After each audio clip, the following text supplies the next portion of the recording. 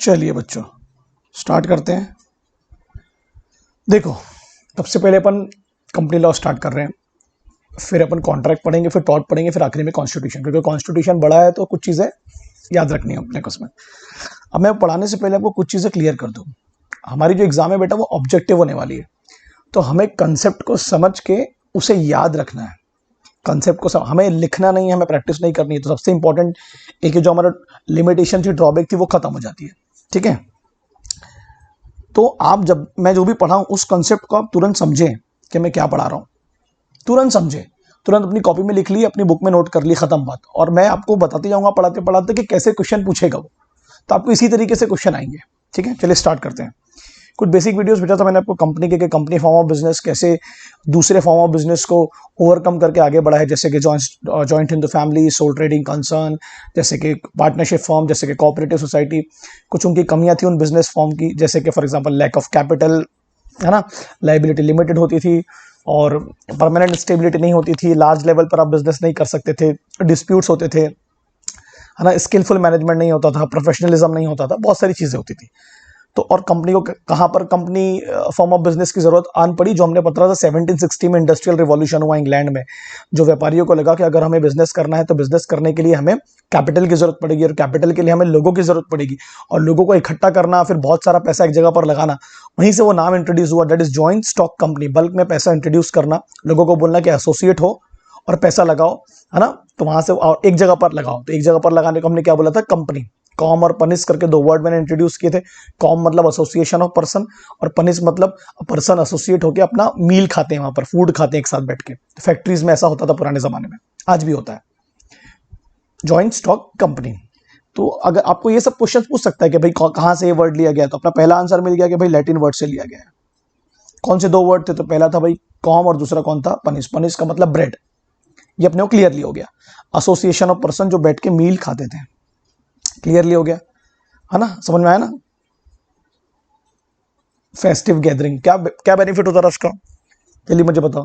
तो लिखा ना, लोग मिले और लोग बिजनेस मैटर्स को डिस्कस करते थे। तो जब बहुत सारे लोग मिलके किसी बिजनेस के बारे में डिस्कशन करेंगे, और अगर वो बहुत सारे लोगों ने डिसाइड कर लिया कि हमें पैसा लगाना है, तो बहुत सारा पैसा आएगा। और जब बहुत सारा पैसा आएगा तो फिर आपका जो बिजनेस करने का तरीका है वो डेफिनेटली चेंज होगा, वो लेबर से मशीन की तरफ जाएगा। तो लिखा है ना उसमें। बट क्या हो गया, नाउ अ डेज, पहले लोग बैठते थे, बात करते थे, डिस्कस करते थे, बिजनेस गैदरिंग होती थी, सोशल गैदरिंग होती थी। आज के ज़माने में ये सब चीज़ें पॉसिबल नहीं है, ना गैदरिंग होती है, ना लोग मिलकर बात करते हैं, प्रोफेशनलिज्म बहुत ज़्यादा बढ़ चुका है। तो लिखा उसमें कि कंपनी, जैसे बोलते हैं ना यार, आ बैठ के बात करते हैं, that is also a company, association of person who discuss with each other. वो आज वो चीज़ें खत्म हो चुकी हैं। तो company has assumed as greater importance, है ना, कि बहुत सारे लोगों ने कंट्रीब्यूट किया कैपिटल को। ओके, अगर आप पॉपुलर लैंग्वेज में देखो, पार्लेंस मतलब इजी लैंग्वेज में, इजी वे में, company denotes an association of like minded people. बहुत दिमाग वाले लोग एक जगह पर मिले, उन लोगों ने अपना आइडिया कंट्रीब्यूट किया, और उस आइडिया में क्या था कि कैसे लोगों से पैसे इकट्ठे करके अपने आइडिया के थ्रू बिजनेस को आगे बढ़ाना है। और वो जो लोगों से हम पैसे इकट्ठे करेंगे उनको हम क्या बोलेंगे, इन्वेस्टर्स। क्या बोलेंगे, investors. Company is a corporate body and a legal person, जिसका अपना खुद का एक स्टेटस है उसके मेंबर्स के द्वारा। मतलब कैसा हुआ कि जिन लोगों ने उसको फॉर्म किया, जैसे कि फॉर एग्जांपल के तौर पर ए, बी और सी ने किसी कंपनी को फॉर्म किया, कंपनी का नाम है for example X Y Z limited. तो एक्स वाई जेड की आइडेंटिटी अलग, और जिन लोगों ने उसको फॉर्म किया ए बी सी ने, जिनको हम मेंबर्स कहते हैं, सब्सक्राइब करते हैं, उनकी आइडेंटिटी अलग, है ना। जैसे अब एग्जांपल के तौर पर ले लो, आप एप्पल का फोन खरीदते हो, आईफोन का फोन खरीदते हो, जो कंपनी चला रहा है आप उसके नाम पे नहीं खरीदते हो, कंपनी की आइडेंटिटी अलग है। किंगफिशर ने पैसे डुबाया तो लोग किंगफिशर को स्यू कर रहे हैं, है ना, किंगफिशर के शेयर होल्डर्स को स्यू नहीं कर रहे, मेंबर्स को स्यू नहीं कर रहे। कॉन्स्टिट्यूट का मतलब होता है क्रिएट, जिन्होंने उसको क्रिएट किया और कंपनी, दोनों की आइडेंटिटी अलग है। अब एक वर्ड आया हमारा बॉडी कॉर्पोरेट। अब ध्यान देना, बॉडी कॉर्पोरेट का मतलब होता है एनी एसोसिएशन ऑफ पर्सन, या लिख लो इसको, बॉडी मतलब आर्टिफिशियल बॉडी, और कॉर्पोरेट मतलब एनी एसोसिएशन ऑफ पर्सन। तो any association of person means body corporate. ध्यान देना, बता रहा हूं मैं आपको।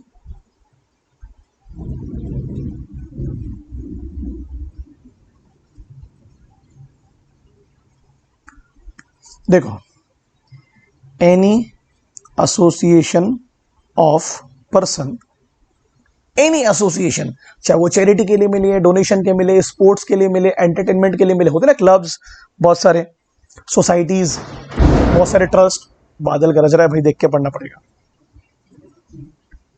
एनी एसोसिएशन, किसी भी प्रकार का एसोसिएशन, और वो एसोसिएशन अगर रजिस्टर्ड है तो उसको हम बोलेंगे बॉडी, कॉर्पोरेट बॉडी। ठीक है, उसी कॉर्पोरेट बॉडी में कंपनी भी इंक्लूड है। What is that mean? कि corporate body includes the word company also. So corporate body एक वाइडर कंसेप्ट हुआ, क्योंकि उसमें ट्रस्ट भी आ गया, उसमें सोसाइटीज भी आ गई, उसमें हर प्रकार की कंपनी, सेक्शन 8 कंपनी जो हम लोग पढ़ने वाले वो भी आ गए, हर प्रकार का एसोसिएशन आ गया उसमें, है ना। अब वो एसोसिएशन का मोटिव क्या है हम उस पर नहीं जा रहे। कॉर्पोरेशंस आ गए, जैसे सरकारी कॉर्पोरेशंस होते हैं, म्युनिसिपैलिटी, नगर परिषद, ये भी कॉर्पोरेट बॉडीज है, वो भी एसोसिएशन ऑफ पर्सन है, उनका मोटिव भले सर्विस देना है। तो कंपनी भी उसका एक पार्ट है। देखो यहां लिखा हुआ है, मैं आपको बता देता हूं कि आपको समझ में आ जाए।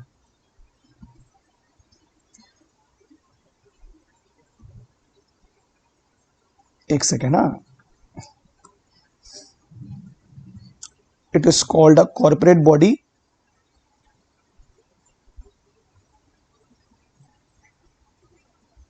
because the person composing it are made into one body by incorporating। incorporating का मतलब क्या होता है? रजिस्टर्ड करा के, जिन लोगों ने उसको रजिस्टर्ड करा के एक बॉडी का रूप दिया। बॉडी कौन सी? Artificial body. जैसे ही कंपनी रजिस्टर्ड होती है अपने नाम पे, वो एक आर्टिफिशियल बॉडी का रूप ले लेती है और उसकी खुद की क्या हो जाती है? लीगल पर्सनैलिटी, है ना। आप फोन लेते हो ना सैमसंग का, तो एक आर्टिफिशियल नाम है ना, तो उसके नाम पर लेते हो। फोन खराब होगा तो क्या करोगे? उसके मालिक को स्यू करोगे कि कंपनी को स्यू करोगे? कंपनी को स्यू करोगे, क्योंकि आपने कंपनी के नाम पर कॉन्ट्रैक्ट किया था, कंपनी के नाम पर फोन खरीदा था। तो the word corporation is derived from the Latin word corpus. याद रख लेना, वो लैटिन वर्ड कंपनी से है, कॉमर पनिस, और ये क्या है? कॉर्पस, और इसका मतलब होता है बॉडी। किसी भी प्रकार की एसोसिएशन, किसी भी प्रकार की। बीसीसीआई आपने सुना होगा, क्रिकेट बॉडी है। बीसीसीआई आपने सुना होगा, क्रिकेट बॉडी हमारी, वो भी कॉर्पोरेशन है ना। तो वो भी इसमें आएगा, भले उनका मोटिव क्या है वो इंपॉर्टेंट नहीं है।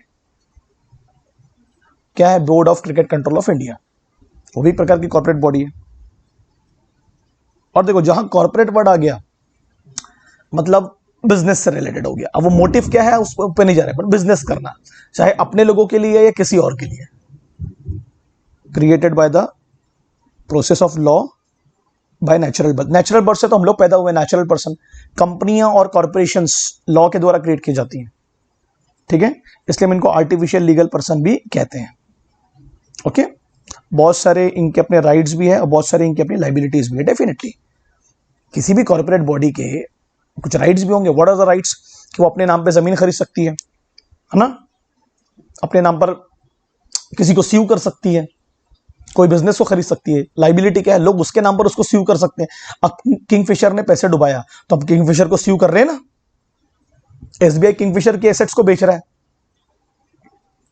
नेचुरल पर्सन मतलब हम लोग, यानी मेंबर्स, यानी वो लोग प्रमोटर्स जिन्होंने कंपनी को स्टार्ट किया, जिन्होंने कंपनी को स्टार्ट करने का इरादा जताया, जो लोगों ने पैसा लगाया। तो मतलब क्या हुआ कि लीगल सेंस में देखें तो company is an association of both natural and artificial persons incorporated under the existing law of a country.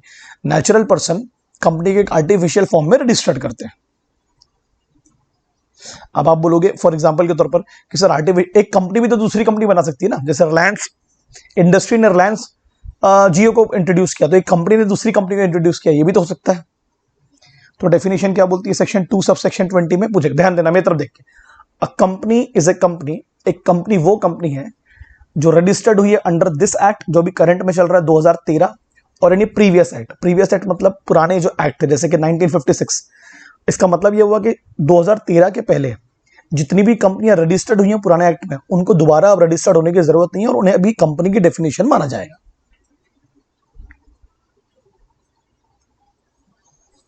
तो कंपनी एक लीगल पर्सन है कि नहीं है? कंपनी कंपनी की फीलिंग्स नहीं होती, कंपनी के इमोशंस नहीं होते, कंपनी एंटी पीपल नहीं होती, कंपनी प्रो पीपल नहीं होती, एंटी नेशनल नहीं होती, प्रो नेशनल नहीं होती, कंपनी किसी की दोस्त नहीं होती, कंपनी किसी की दुश्मन नहीं होती। मगर हाँ, कंपनी वोट कर सकती है, कंपनी जमीन खरीद सकती है, कंपनी बिजनेस खरीद सकती है। ये ध्यान रखिएगा आप इस चीज को, है ना। मेंबर रहे ना रहे, कंपनी चलती रहेगी जब तक कि खुद वो वाइंड अप ना हो जाए। रतन टाटा रहे ना रहे, टाटा इंडस्ट्रीज चलती रहेगी जब तक कि खुद बंद ना हो जाए। मगर जो नॉट फॉर प्रॉफिट वाली कंपनी है उनको हम सेक्शन 8 कहते हैं, नॉट फॉर प्रॉफिट, लिख लेना यहां पर। जैसे कि बीइंग ह्यूमन, जैसे कि टाटा ट्रस्ट, जैसे कि रिलायंस फाउंडेशन, ये नॉट फॉर प्रॉफिट है। ये भी कंपनियां, बट इनका मोटिव क्या है, से वेलफेयर, यानी ये लोगों से पैसा लेते हैं और उसका सिर्फ और सिर्फ एक ही काम करते हैं, चैरिटी एंड डोनेशन। इसको हम सेक्शन 8 कंपनियां कहते हैं। सेक्शन 8 इसलिए कहते हैं क्योंकि सेक्शन 8 में बहुत सारे ऑब्जेक्टिव्स लिखे कि जो पैसा वो कलेक्ट करेंगे वो कहाँ खर्चा करेंगे, तो लोगों के वेलफेयर के लिए। बट कंपनी से एक लीगल इंस्टीट्यूशन नहीं है, या सिर्फ एक लीगल डिवाइस नहीं है किसी ऑब्जेक्टिव को पूरा करने के लिए। कंपनी बहुत कुछ कर सकती है, ध्यान देना। It is there for a combined political, social, economic, legal institution. Political organisation अपनी भी कंपनियां बना सकती हैं, पॉलिटिकल मोटिव से कंपनियां बनाई। जैसे रामदेव बाबा ने जो बनाया वो क्या है, सोशल मोटिव से बनाया। डाबर क्या है, इकोनॉमिकल मोटिव। अब रामदेव बाबा का मैं एग्जांपल दे रहा हूं, आपको है नहीं है मुझे नहीं पता, ठीक है। इट मींस कंपनी के अलग अलग मायने हैं। जैसे कि कोई कहता है कि कॉर्पोरेशन है बहुत सारे लोगों के द्वारा मिला के, है ना, एक बिजनेस को चलाने के लिए। It is an intricate, intricate का मतलब होता है कॉम्प्लिकेटेड, जो आसानी से ना समझे। सेंट्रलाइज्ड, कुछ लोगों के द्वारा चलाई जा रही इंस्टीट्यूशन, जैसे बोर्ड ऑफ डायरेक्टर्स कंपनी को चलाते हैं। Economic and administrative structure run by professional managers, है ना। कंपनी एक वो एसोसिएशन है जो बड़ा ही कॉम्प्लिकेटेड और सेंट्रलाइज्ड बॉडी है। इसको चलाने के लिए आपको एक्सपर्ट्स लगेंगे, और वो एक्सपर्ट्स पैसा कहां से इकट्ठा करेंगे, इन्वेस्टर से। इन्वेस्टर्स में बहुत सारे लोग हम लोग पढ़ने वाले आगे जाके, share holders, loan, debentures. Lord Justice James क्या कहते हैं, company association of many person who contribute money, और money is worth. Money is worth का मतलब होता है ऐसी चीजें जिनकी वैल्यू मनी में है ना। तो आप बोलोगे सर एग्जांपल दो, सर्विसेज। कई लोग अपनी सर्विसेज देते हैं कि भाई हम शेयर नहीं खरीद पा रहे हैं तो हम सर्विसेज दे देंगे, जैसे कि बड़े बड़े एक्सपर्ट्स होते हैं, है ना, common stock, and utilize in some trade और business to share the profit and loss arising. पैसा लेके लगाना है, पैसा लेके रखना नहीं है। लोगों ने पैसा आपको इसलिए दिया कि आप उसको इन्वेस्ट करो कहीं पर, है ना। तो जो पैसा कंपनी इन्वेस्ट करने वाली उसको हम क्या बोलते हैं, जॉइंट स्टॉक। मिल के लगाया, भर भर के लगाया। और जो लोग लगाते हैं पैसा उनको हम क्या बोलते हैं, मेंबर्स, या आप यहां लिख सकते हैं शेयर होल्डर्स, ठीक है। किस फॉर्म में लगाते हैं वो लोग, शेयर के फॉर्म में। शेयर की अगर आपको मीनिंग पूछी तो आप क्या बोलोगे, देखो ध्यान दो। शेयर और शेयर्स नाम से जैसे लग रहा है, सिंगुलर प्लूरल। शेयर मतलब पूरे शेयर कैपिटल का एक छोटा सा हिस्सा, a part of total share capital, याद रखना। तो इसका मतलब क्या हुआ, कंपनी एक सेपरेट लीगल एंटिटी है, कंपनी की अपनी आइडेंटिटी है, जिसको जिन लोगों ने उसको चालू किया है, कंपनी को जैसे वो रजिस्टर्ड करते हैं तो कंपनी एक अलग एंटिटी बन जाती है, उसको चालू करने वाले लोगों की आइडेंटिटी अलग हो जाती है। इतना समझा आप लोगों को, है ना। इसमें जो क्वेश्चन आ सकता है वो लैटिन वर्ड्स पे आ सकता है, डेफिनेशंस पे आ सकता है, कॉर्पोरेट बॉडी पे भी आ सकता है। कॉर्पोरेट बॉडी मतलब हर प्रकार की ऑर्गेनाइजेशन में इन्वॉल्व है, हर प्रकार की ऑर्गेनाइजेशन। कंपनी के अलावा जितने कॉर्पोरेशन है, कंपनी के अलावा जितने एसोसिएशन है, ट्रस्ट है, फाउंडेशन है, सब आ जाएगा उसमें। बस उनका मोटिव होना चाहिए कि भाई प्रॉफिट कमाना है। सेक्शन 8 कंपनी को अलग डिफाइन कर दिया गया। सेक्शन 8 कंपनी मतलब नॉट फॉर प्रॉफिट, जिनका मोटिव ये है कि पैसा लो लोगों से, बट उसको प्रॉफिट के लिए यूज मत करो, उसको वेलफेयर के लिए यूज करो। अब कैरेक्टरिस्टिक पढ़ने वाले, कंपनी एक कॉर्पोरेट बॉडी है। जहां ये वर्ड आया ना कॉर्पोरेट, रिलेटेड टू प्रॉफिट, ठीक है। क्रिएशन ऑफ लॉ, लॉ ने क्रिएट किया है, ह्यूमन ने क्रिएट नहीं किया, आर्टिफिशियल पर्सन है। तो जो पैदा करता है उसी को मारने का अधिकार होता है। तो लॉ ने क्रिएट किया है, लॉ ही खत्म करेगा, ठीक है। किसी मेंबर के आने जाने से कंपनी खत्म नहीं होती। कोई मेंबर नहीं बोल देगा कि कल मुकेश अंबानी की नहीं बोल सकता कि मैं रिलायंस इंडस्ट्रीज बंद कर रहा हूं। जिन लोगों ने पैसा लगाया है वो नहीं बोल सकते, जब तक कंपनी उस कगार पे ना हो। तो उसको खत्म करने के लिए हाँ, नेचुरल पर्सन जाएंगे बोलने के लिए कि हमको कंपनी खत्म करना है, बट खत्म कानून नहीं करेगा। वो इंटेंशन पूछेगा आपको खत्म क्यों करना है,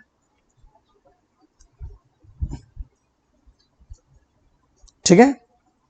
ओके। अच्छा, बाय लॉस का मतलब होता है ओन कॉन्स्टिट्यूशन। हर कंपनी का अपना खुद के रूल्स एंड रेगुलेशंस होते हैं, ओन कॉन्स्टिट्यूशन, ठीक है। इसलिए हम कंपनी को पर्सन कहते हैं, उसके खुद के अपने रूल्स एंड रेगुलेशंस, जैसे मेरी और आपकी अपनी जिंदगी में अपने जाती रूल्स एंड रेगुलेशंस होते हैं, वैसे कंपनी के अपने बायलॉज है कि कैसे एम्प्लॉयज काम करेंगे, कैसे इन्वेस्टर्स पैसा लगाएंगे, कौन कौन से बिजनेस में इन्वॉल्व होना है, ठीक है।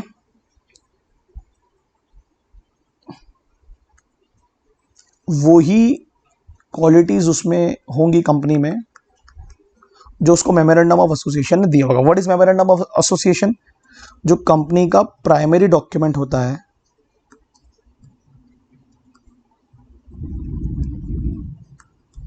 जिसमें लिखे रहते हैं कंपनी के नेम, ऑब्जेक्टिव्स, तो इसलिए बहुत इंपॉर्टेंट चीज है वो, ठीक है। जो मेमोरेंडम में लिखा होगा कंपनी उतना ही काम करेगी। कंपनी ने अगर उसके बाहर काम की तो वो एक्ट को वैलिड नहीं माना जाएगा, ठीक है।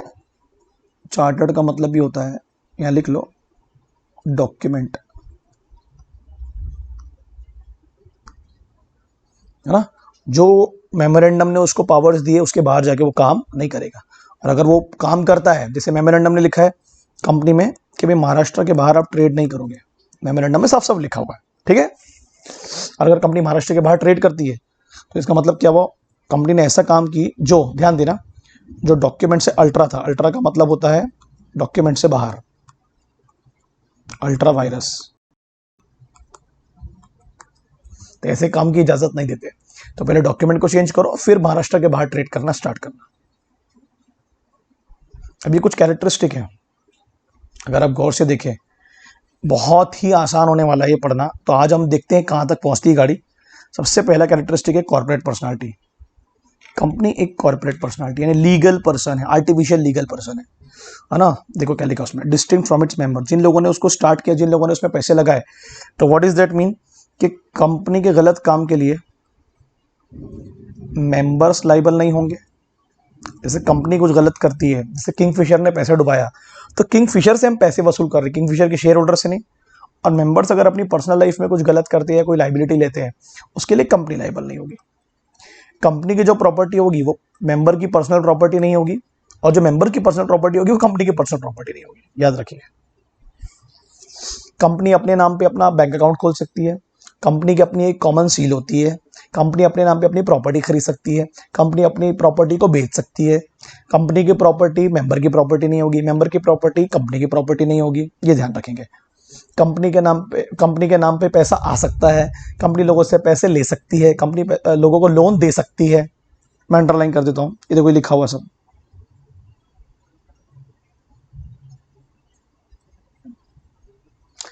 कंपनी लोगों को सीव कर सकती है, केस कर सकती है, बराबर है ना। जैसे जब फॉर एग्जांपल के तौर पर सैमसंग ने जब इस डिजाइन चुराया था एप्पल का, तो एप्पल ने सीव किया था ना सैमसंग को, तो अपने नाम पे किया था। मेंबर ओनर होते हैं, ये ध्यान रखिएगा, मेंबर्स ओनर होते हैं, है ना।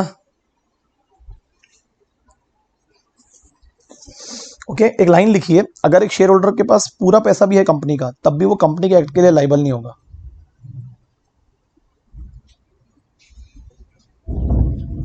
यानी अगर पूरा पैसा भी लगाया है तो मगर, क्योंकि वो एक सिर्फ शेयर होल्डर है, कंपनी को जो चला रहे हैं और कंपनी में जो डिसीजन मेकर्स है वो लाइबल होंगे, कंपनी लाइबल होगी।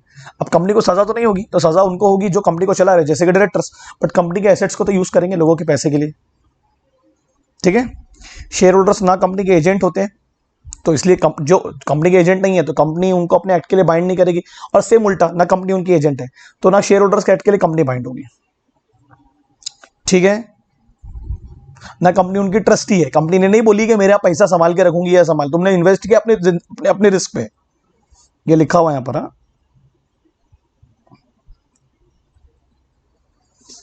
ठीक है, यहां तक क्लियर हो गया।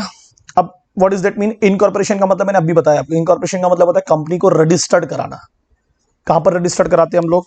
हमारे स्टेट के आरओसी में, रजिस्टर ऑफ कंपनीज। हमारे स्टेट के कैपिटल में एक आरओसी करके ऑफिस होता है, वहां जाके आप कंपनी को रजिस्टर्ड कराएंगे। उस दिन कंपनी ज्यूरिस्टिक पर्सन बनती है। ज्यूरिस्टिक का मतलब होता है लीगल पर्सन। वो आरओसी आपको एक सर्टिफिकेट ऑफ इनकॉर्पोरेशन देता है, सर्टिफिकेट ऑफ इनकॉर्पोरेशन, आईएनसी भी बोल सकते हैं उसको आप, वो सर्टिफिकेट मतलब कंपनी का बर्थ सर्टिफिकेट हो गया कि भाई कंपनी पैदा हो गई उस दिन।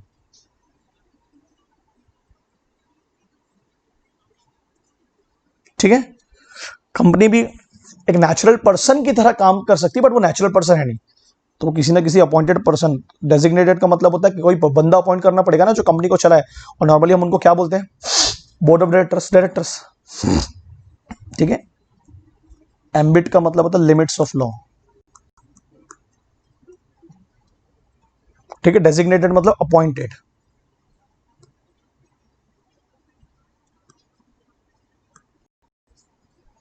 है ना, तो कंपनी भी एक नेचुरल पर्सन है, बट उसको चलाने वाले जो होंगे, कंपनी भी एक नेचुरल पर्सन की तरह काम कर सकती है बट किसी नेचुरल पर्सन के द्वारा।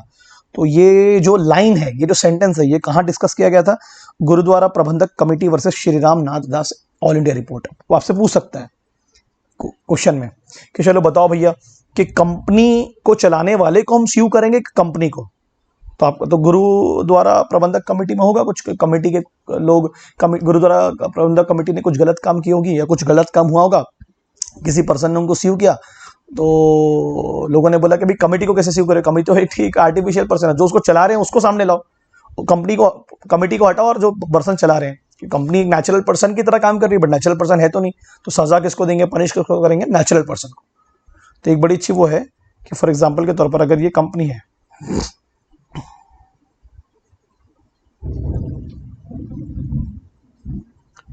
फॉर एग्जाम्पल के तौर पर अगर ये एक कंपनी है और जो लोगों ने भी इसमें पैसा लगाया है, कंपनी के नाम पे लगाया है, चलाने वाले कौन है, बोर्ड ऑफ डायरेक्टर्स। एग्री, इसको थोड़ा सा और बेहतर कर लेते हैं, बोर्ड ऑफ डायरेक्टर्स।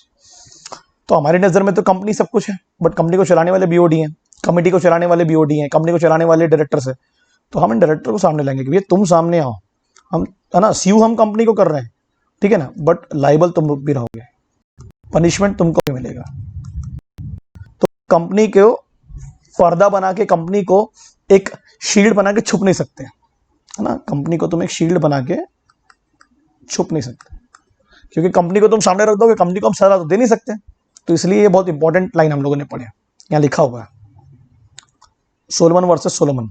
आपको इसमें मैं फिर से बोल रहा हूँ, याद नहीं करना है, समझना है। सोलोमन वर्सेस सोलोमन क्या है, ये कुछ मत पढ़ना, मतलब मेरे पे ब्लाइंड ट्रस्ट रखो, ये कुछ मत पढ़ना, कुछ भी मत पढ़ना। हम क्या पढ़ने वाले हैं, कि कैसे कंपनी की एक लीगल एंटिटी का गलत फायदा उठाया जाता है, बस वो मैं आपको पढ़ा रहा हूँ, और इतना ज़बरदस्त तरीके से बताऊंगा कि ये कंसेप्ट कहाँ से आएगा कि लोग कैसे कंपनी की आर्टिफिशियल एंटिटी का गलत फायदा उठाते हैं, है ना, और पीछे छुप जाते हैं, कि हमको लोगों को निकालना चाहिए, क्योंकि कंपनी को तो हम सजा कर दे नहीं सकते।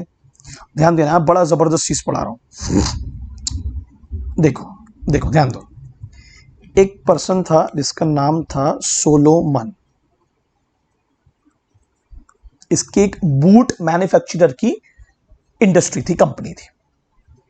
उसने 1 साल बाद उसको एक पब्लिक कंपनी में रजिस्टर्ड किया। सिंपल फॉर्म में समझा रहा हूं, पब्लिक कंपनी बनती है जब बूट मैन्युफैक्चरर की, 7 लोग लगते हैं आपको, मिनिमम 7। तो सोलोमन खुद एक मेंबर बना, सोलोमन की वाइफ एक मेंबर बनी, सोलोमन की बेटी, और सोलोमन के फॉर एग्जांपल 4 सन, 7 लोग हो गए। सब लोगों ने एटलीस्ट एक एक शेयर खरीद लिया। मैं आपको सिर्फ कंसेप्ट के लिए समझा रहा हूं, ये आपको वो ये सब नहीं पूछेगा, वो पूछेगा कि कौन से केस लॉ में क्या डिस्कशन हुआ, कितना अमाउंट लगा, ये सब नहीं पूछने वाला है। तो फॉर एग्जांपल के तौर पर जैसे मान लेते हैं उस कंपनी को चालू करने के लिए हमें ज़रूरत थी, एग्जांपल 40,000 पाउंड की।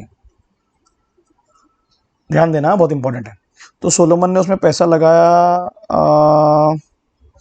हमने 20,000 ले लिए शेयर्स के रूप में बाहर से, अब बच गए 20। तो सोलोमन ने उसमें 10,000 रुपये लगाया एज ए क्रेडिटर, सोलोमन ने खुदा,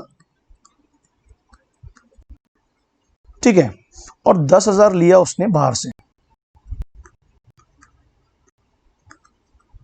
ध्यान देना, 10,000 मतलब 10,000 पाउंड, जो भी आप उसको लें। अब क्या हुआ फाइनली,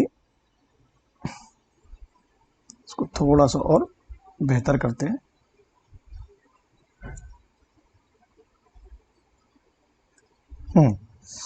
कंपनी 1 साल में वाइंड अप हो गई। वो बूट मैन्युफैक्चर की कंपनी वाइंड अप हो गई। अब जब कंपनी वाइंड अप होती है ना, ध्यान देना, जब कंपनी वाइंड अप होती है ना दोस्तों, सबसे पहले पैसे जाते हैं सिक्योर्ड क्रेडिटर को। सिक्योर्ड क्रेडिटर कौन होता है? जिसे आश्वासन दिया गया कि जब कंपनी डूबेगी तो पहले पैसे तुमको देंगे। अब सोलोमन तो कंपनी का मेंबर है, कंपनी का इनकॉर्पोरेटर है जिसने कंपनी को स्टार्ट किया, बट साथ ही साथ वो क्रेडिटर भी है, ठीक है, साथ ही साथ वो क्रेडिटर भी है। तो जो आउटसाइडर क्रेडिटर थे उन्होंने बोला, अब देखो कंपनी के एसेट्स बेची गई, एसेट बेचने के बाद कंपनी के पास आया 6,700, वो सोलोमन ने अपने पास ले लिया। बोले मैं सिक्योर्ड क्रेडिटर हूं, पहले पैसे मुझे मिलने चाहिए। और जो बाहर के लोग थे वो अनसिक्योर्ड थे, अनसिक्योर्ड लोगों को बाद में पैसे मिलते हैं, है ना। तो अनसिक्योर्ड लोगों ने कोर्ट ऑफ लॉ में जाके बोला कि ये तो गलत है, सोलोमन कैसे क्रेडिटर होगा, क्योंकि सोलोमन ने तो कंपनी बनाया, तो सोलोमन की फैमिली और सोलोमन की कंपनी एक ही चीज है, वो तो उनके घर बार ही चला रहे। तो कोर्ट ने क्या बोला, नहीं नहीं नहीं नहीं, कंपनी बनाने के बाद में सोलोमन हो जाएगा एक सेपरेट एंटिटी और कंपनी हो जाएगी एक सेपरेट एंटिटी, सही है। और at the same time Solomon creditor भी है, तो कंपनी तो डेफिनेटली अपने क्रेडिटर को, सिक्योर्ड क्रेडिटर को पहले पैसे देगी। अब सुनो पूरी बात, तो सोलोमन ने गलत किया, सोलोमन ने कंपनी की आइडेंटिटी का फायदा उठाया के बाहर वालों के पैसे डुबा दिया।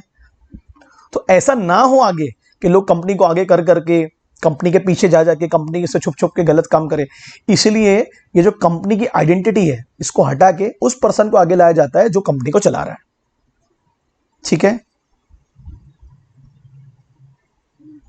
ये मैंने अंडरलाइन कर दिया हूं कुछ इंपॉर्टेंट चीजें, यहां लिख दिया हूं काम की चीजें, आपको पढ़ने में आसानी होगी, ठीक है ना। आपको इजी लैंग्वेज में समझाया मैंने, कुछ भी नहीं, इजी लैंग्वेज में। अलग अलग जगह पे अलग अलग डेटा दिए हुए इसके। कंपनी तो सिर्फ एक प्रकार की परछाई है, मुखोटा, एलायस मतलब मुखोटा, उन लोगों ने कहा जो अनसिक्योर्ड क्रेडिटर थे। सोलोमन उसको मुखोटो की तरह यूज कर रहा है, चला रहा है, तो उसकी फैमिली है। तो कोर्ट ने बोला तो क्या हो गया, कंपनी की अपनी भी तो आइडेंटिटी है, ठीक है। और कोर्ट ने बोला कि वो एक बेनिफिशियरी है क्योंकि उसने पैसा भी लगाया क्रेडिटर की तरह, ठीक है।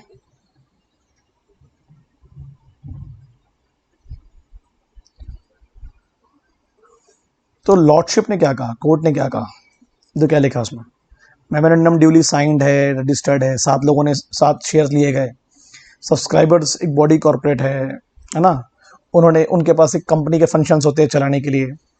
तो बड़ा डिफिकल्ट होता है कि बॉडी कॉर्पोरेट और पर्सन को कैसे अलग करे, है ना, क्योंकि बॉडी कॉर्पोरेट तो आर्टिफिशियल पर्सन है, कंपनी एक अलग पर्सन है, तो कंपनी को तो आप सजा दे नहीं सकते, ध्यान देना। तो मैं लिख रहा हूं, ये मैंने अंडरलाइन कर दिया, कंपनी को चालू करने वाले लोग कुछ और, कंपनी कुछ और, मगर इनकॉर्पोरेशन के बाद। बट जिन्होंने चालू किया वही मैनेजर है, उन्हीं को प्रॉफिट मिल रहा है, सब कुछ वही कर रहे हैं, बट वो एजेंट और ट्रस्टी नहीं है ना। तो कानून कहता है ऐसे लोग जो कंपनी को चालू कर चुके हैं, जिन्होंने कंपनी को चालू किया, जिनको कंपनी को प्रॉफिट मिल रहे हैं, जो कंपनी के सब चीज में इन्वॉल्व है, तो क्यों ना उन्हें लायबल बनाया जाए, ऐसा है, ठीक है। तो आप उनको रोक नहीं सकते प्रॉफिट लेने से, मैनेज करने से, बट उनको लायबल भी तो बनाओ कंपनी को हटा के, ओके।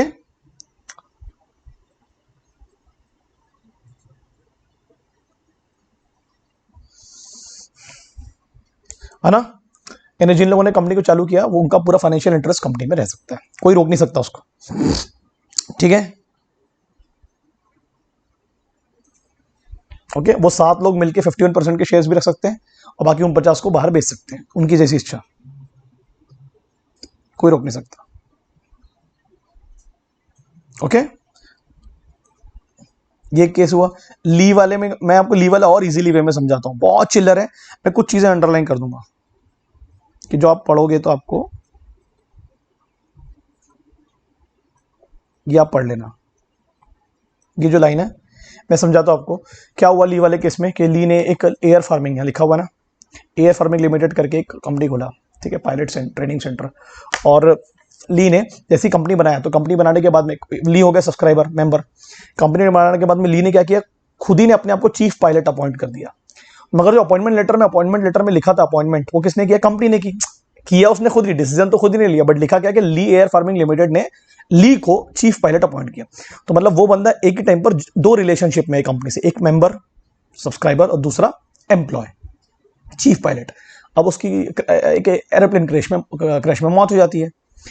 अब उसकी वाइफ जाती है भाई इंश्योरेंस क्लेम करने के लिए, या जो कंपनसेशन मिलता है एम्प्लॉयज को वो, तो जो बचे हुए मेंबर्स होते हैं वो बोलते हैं कि भाई आपका जो हस्बैंड था वो मेंबर था, मेंबर्स को थोड़ी ना एम्प्लॉयज के कंपनसेशन और रेम्युनरेशन मिलेंगे। तो उसकी बीवी बोलती है कि देखो कंपनी ने उसको अपॉइंट किया था एज एन एम्प्लॉय, जबकि उसने खुद ही ने अपॉइंट किया, मगर लिखा तो कंपनी था ना, तो इसका मतलब उसने कंपनी की एंटिटी का गलत फायदा उठाया। तो ऐसे केसेस के लिए बहुत इजी चीज बताया मैंने आपको, ये अंडरलाइन कर दिया मैंने, ये भी समझा आपको, यहां पर भी समझा अपन ने क्या पढ़ने की कोशिश की है ना। ओके, जो लोग कंपनी को सब्सक्राइब करते हैं वो चाहे तो अपने पास में पूरा फाइनेंशियल इंटरेस्ट रख सकते हैं, है ना, या जो है ना आप उनको रोक नहीं सकते हो। ओके, और उनकी इच्छा होगी तो वो नहीं भी रख सकते हैं, यू कैंट रिस्ट्रिक्ट देम। ठीक है,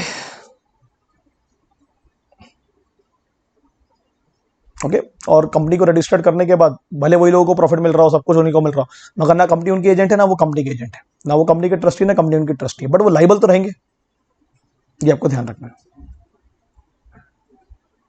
ठीक है, तो ये याद रखो, ये अंडरलाइन कर दिया मैंने, दोनों मजे ले रहा है, वो सर्वेंट भी है और साथ में मास्टर भी है, खुद ही ने अपने आप को अपॉइंट कर दिया। ठीक है, याद रखेंगे इसको, इतना आप लोगों को समझा होगा। एक कलकत्ता हाईकोर्ट वाला केस भी है, इसमें भी लिखा हुआ है principle of separate legal entity में। ये सोलोमन के पहले, सोलोमन वाला तो 1897 का केस था, 100 साल पहले का, तो उसके पहले भी केस आ चुका था कि certain person transferred property to a company and claim exemption from an ad valorem duty, मतलब उन्होंने टैक्स में एग्जेम्पशन मांगा, कुछ प्रॉपर्टी उन्होंने कंपनी को ट्रांसफर कर दी, वेलरम मतलब वैल्यू, वैल्यू के सबसे, और वही लोग शेयर होल्डर भी थे उस कंपनी के। It was nothing but a transfer from them in one name to themselves under another name. Calcutta high court ने क्या किया देखो, अपनी इनकम को उन्होंने, या अपनी प्रॉपर्टी को, प्रॉपर्टी टैक्स लगता है ना, किसी कंपनी को बना के कंपनी के नाम पर ट्रांसफर कर दिया। तो बनाया तो आप ही ने कंपनी को, और बोला कि कंपनी की प्रॉपर्टी है तो उस पर जब ऑलरेडी टैक्स लग चुका है तो फिर हमारी प्रॉपर्टी पे क्यों लगे, जबकि वो कंपनी की प्रॉपर्टी थी नहीं, उन्हीं की प्रॉपर्टी थी। और वो बताया कि वो नई कंपनी के हम शेयर होल्डर्स हैं। तो क्या लिखा उसमें, company was a separate person, a separate body all together from the share holder. तो वो सिर्फ ट्रांसफर सिर्फ दिखाने के लिए था, है ना। Certain person transferred property state to a company and claim exemption from ad valorem duty.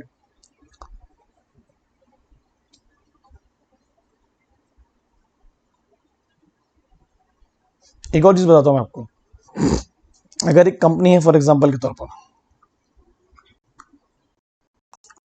Company में, और आप एक इंडिविजुअल हो,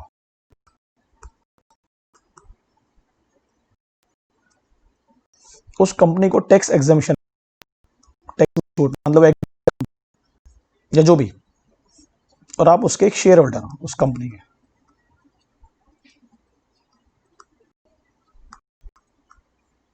ऑल टुगेदर, तो tax exemption to the company और कंपनीज प्रॉपर्टी, कंपनी की प्रॉपर्टी पे टैक्स पे छूट है, वो आपको थोड़ा ना मिलेगी। आपकी प्रॉपर्टी और इनकम अलग और कंपनी की अलग। तो नहीं तो कई लोग बोलते हैं कि जब जिस कंपनी में मैंने पैसे लगाया हूं, जब उस कंपनी को टैक्स में छूट मिल रही है तो मुझे क्यों ना मिले। ऐसा नहीं होता। एक मिसेस फौजदार वाला केस हम पढ़ने वाले आगे जाके, ठीक है ना। उनका कहना था कि हम शेयर होल्डर भी है ना उस कंपनी के, तो हमें छूट मिलनी चाहिए। तो उनका कहना था भाई शेयर होल्डर भी तुम, कंपनी को चलाने वाले भी तुम, तो कैसे छूट मिलेगी। कंपनी को तुमने चालू किया सिर्फ अपनी टैक्स को हाइड करने के लिए, इनकम को हाइड करने के लिए, प्रॉपर्टी को हाइड करने के लिए, सिर्फ ये दिखाने के लिए कि वो प्रॉपर्टी हमारी नहीं है कंपनी की, जबकि कंपनी का वो कुछ भी नहीं है, तुम्हारा ये सब कुछ। तो ड्यूटी तो देनी पड़ेगी, जो ड्यूटीज होती टैक्सेशन। ठीक है, याद रख लेना, केस को भूलना मत।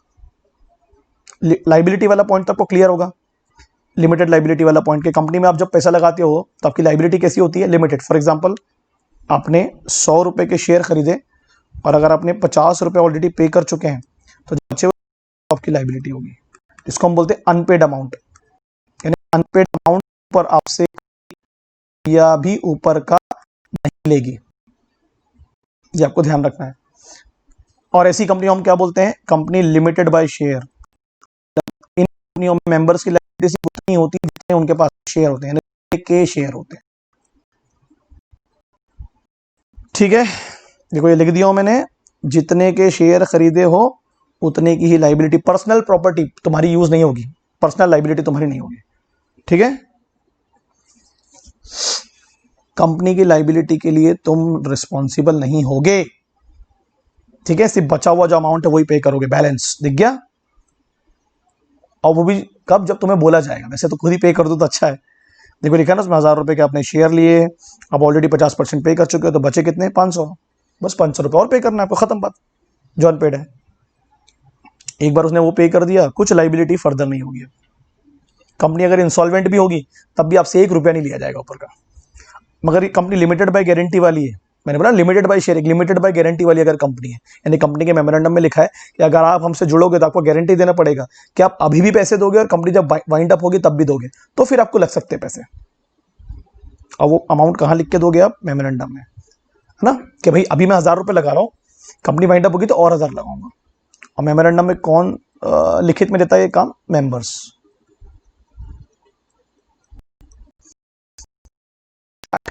मेंबर्स 7 और 2, क्लियर है, समझ में आया आप लोगों को क्या बोला मैंने आपको। ओके, क्वेश्चन पूछ सकता है आपको। देखो लिखा हुआ है बैकली जेन री लंदन ग्लो फाइनेंस कॉर्पोरेशन में कि statute related limited liability probably done more than any legislation of the last 50 years. मतलब ये जो कानून लाया गया इसने लिमिटेड लाइबिलिटी पे बहुत ज्यादा काम किया है। कुछ भी नहीं है इसमें से, कुछ खास नहीं है ना।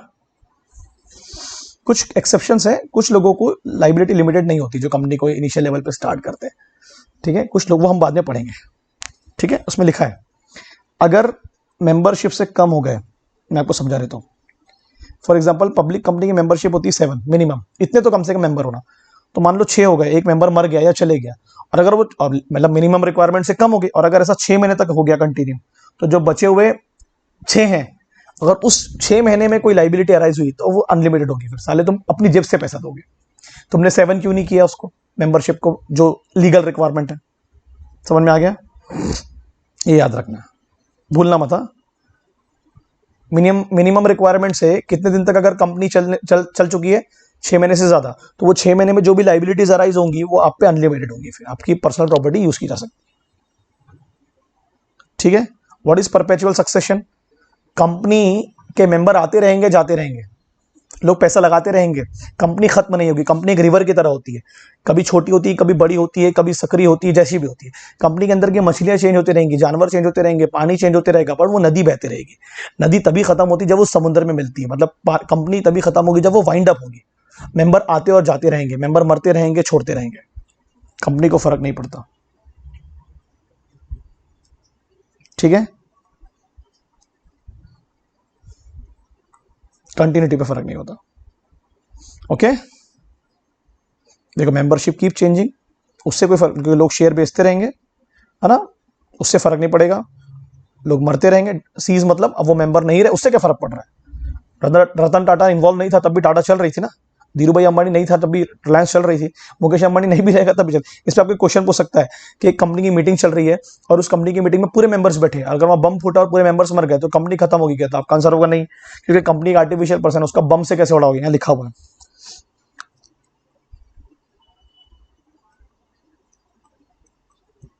क्योंकि कंपनी को आप हाइड्रोजन बम से भी डिस्ट्रॉय नहीं कर सकते, क्योंकि वो लॉ के द्वारा क्रिएट की गई है, आर्टिफिशियल पर्सन। क्वेश्चन तो ये, ठीक है, ओके। सीज मतलब खत्म, जो अब मेंबर नहीं है। मैंने ये भी पढ़ा चुका था आपको सेपरेट प्रॉपर्टी वाला, कि कंपनी एक आर्टिफिशियल लीगल पर्सन होती है, तो कंपनी खुद अपने नाम पे अपनी प्रॉपर्टी खरीद सकती है, टेंजिबल इंटेंजिबल, यानी जमीन या कोई ट्रेडमार्क, गुडविल, इंटेंजिबल, है ना, अपने नाम पर बेच भी सकती है, ओके। कंट्रोल भी कर सकती है, सेल भी कर सकती है।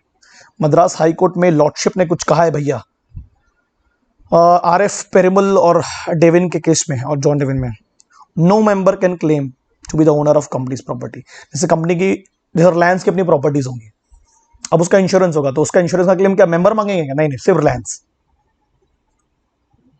इंश्योरेबल इंटरेस्ट आ गया ना। कंपनी ने इंश्योरेंस कराया है, कंपनी उसका क्लेम करेगा। ट्रांसफरेबिलिटी ऑफ शेयर्स, ये भी मैं पढ़ा चुका हूं आपको, कैसे पब्लिक कंपनी के जो शेयर्स होते हैं वो इजीली ट्रांसफरेबल होते हैं from one person to another. आप देखते होंगे ना शेयर मार्केट में जो शेयर्स ट्रेड होते हैं शेयर मार्केट के थ्रू, स्टॉक एक्सचेंज के थ्रू, वो पब्लिक कंपनी के होते हैं। जो इंडेक्स दिखता है ना आपको, सेंसेक्स और निफ्टी, वो पब्लिक कंपनी के शेयर्स इजीली ट्रांसफरेबल है, प्राइवेट कंपनी की नहीं है, क्योंकि एक तो मेंबरशिप ही कितनी है 200 मैक्सिमम, तो बहुत अगर इजीली ट्रांसफर कर देंगे तो क्या होगा, बहुत कम लोग बहुत सारे शेयर खरीद के कंपनी को कंट्रोल ना कर ले, वो दिक्कत होती है।